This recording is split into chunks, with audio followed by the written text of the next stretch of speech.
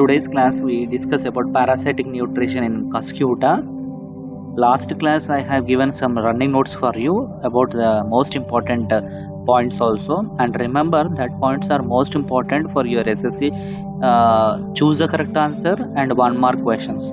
Even 2 marks also will be coming here, and I can challenge you that choose the correct answer and 1 mark question will be asked from those points what I given last class to complete. And in today's session we will discuss about parasitic nutrition in Cuscuta.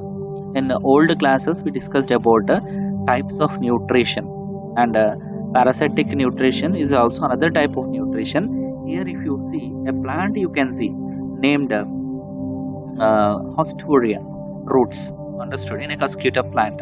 So Hostelria roots will go on eating the plant Cuscuta, and what will happen here is entire tree will be eaten by the plant, by the poisonous plant, within a week or a month, so that the plant will die, the tree will die. So what is that here? I mean, most important topic here. Now we will discuss point wise point. So parasitic nutrition in Cuscuta. Dodder, genus Cuscuta.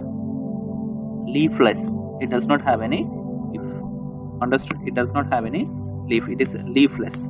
And twinning means here having double branches. Parasitic plant belongs to Lori family, Convolvulaceae family, it is called as, and genus contain 170 twinning species. That means here these plants only will be having 170 types, need to remember, understood.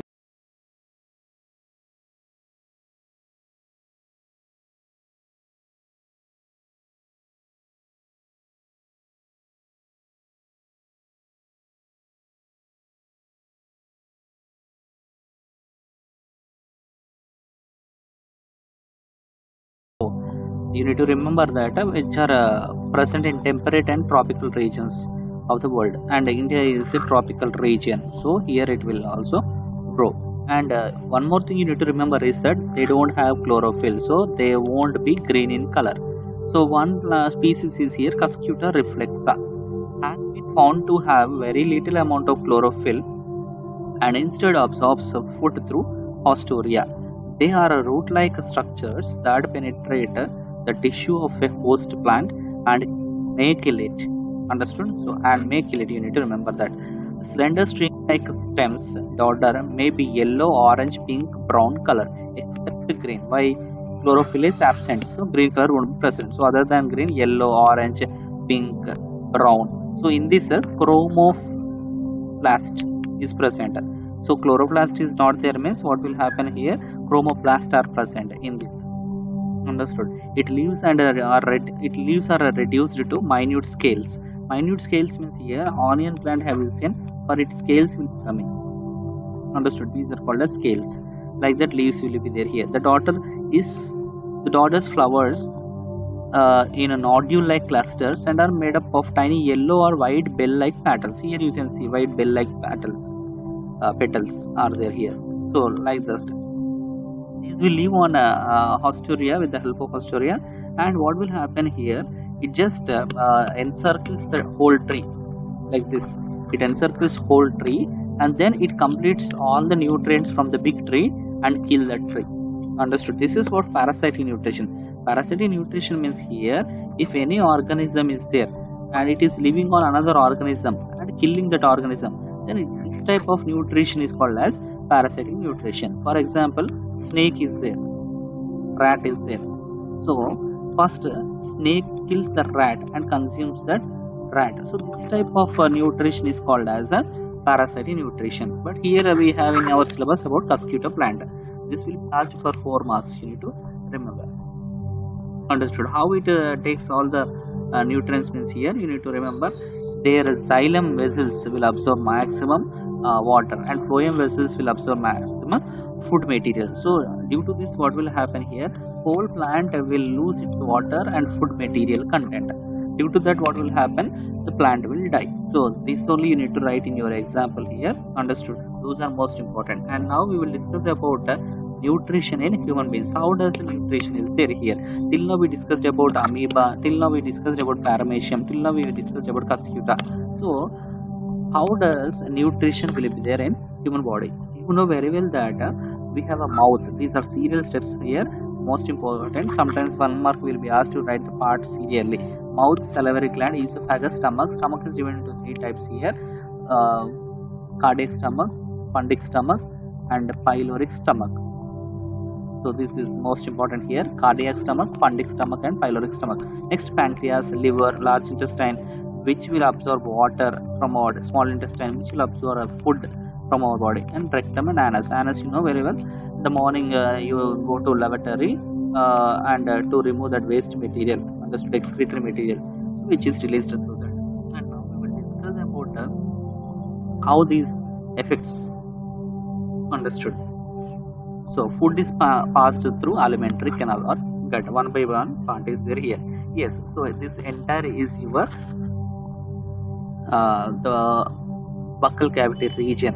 Buccal cavity means here the mouth region here. The mouth region is called as buccal cavity here. And upper palate, lower palate will be there. Palate means here hard bony structure, upper palate and lower palate.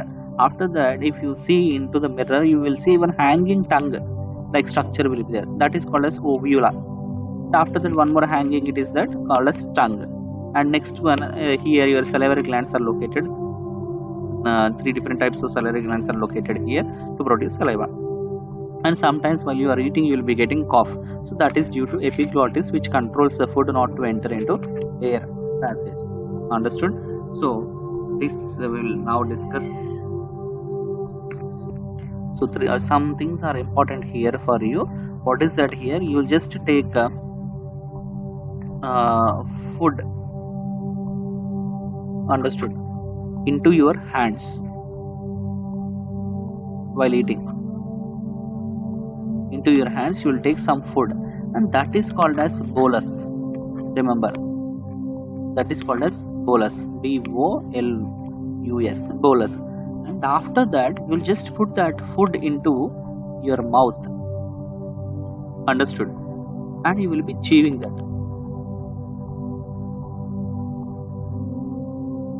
Understood? So this bolus you will enter into the mouth. Understood? So before that, you will take food from here to your hands. That amount of portion what you are taking is called as morsel. Understood? The amount what you cut from your food in the plate is called as morsel. For example, you are cutting a cake. So that portion is called as a morsel. That will enter into your mouth. Then it is called as a bolus. After that, it will enter into your stomach. And there it will digest with the different chemicals. That is called as chyme. Understood? Remember, morsel converting to bolus, bolus converting to chyme. After that, it enters into your small intestine, and that part is called as, that means the food which stores in small intestine is known as the total small area will be there. It is called as a stool. Understood? So whenever you just go to lavatory, understood, when you go to lavatory, you will excrete daily in the morning. So what is that here? Those are stools. This you need to remember. Morsel means outside the body, bolus means inside the mouth, chyme means inside the stomach, and stool means inside the intestine. These terms you need to remember. Now we will go to our topic. So here you can see that a passage of food through alimentary canal or gut. That means here our digestive system is called as alimentary canal or gut. These are 2 important things here. You need to remember that. So bolus we discussed already. Morsel is not given, but you need to remember that. And this bolus is suitable to pass through esophagus. Esophagus means this region. Understood? Throat region is called as esophagus. Saliva is secreted by the 3 pairs of salivary glands, as I said here. Understood? The first pair is located in the side of the jaw, called as submandibular. So here it is called as submandibular. Second pair is located below the tongue, called as sublingual. Below the tongue is called as sublingual. This one. And after that, third pair is located at the side of the pair, called as parotid glands. Here, parotid glands are there. understood? And 3 are there under the tongue, near the jaw, and again near the ear. So that's why you must not press ear very tightly. Why? Because salivary glands will be there, they also will be getting affected, and you will be getting a nerve pain. Due to that, you will be getting ear pain. Understood? So next one here, saliva mainly contains an enzyme called as amylase. About this chart will be there in the later classes, but now you need to remember amylase.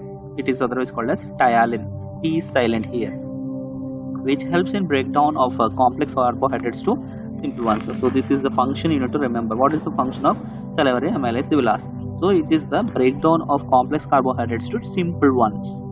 Understood? And this process of breaking down of complex substance into simple substance with the help of enzymes and absorbed into our body is called as digestion. So this is the definition of that. That means with the help of chemicals, our food is broken into small parts with the help of enzyme called as amylase. That is entire process is called as digestion. The tongue helps in mixing the food and pushing it to the next part, lower jaw. Understood? So the tongue will help the food to push into the lower region.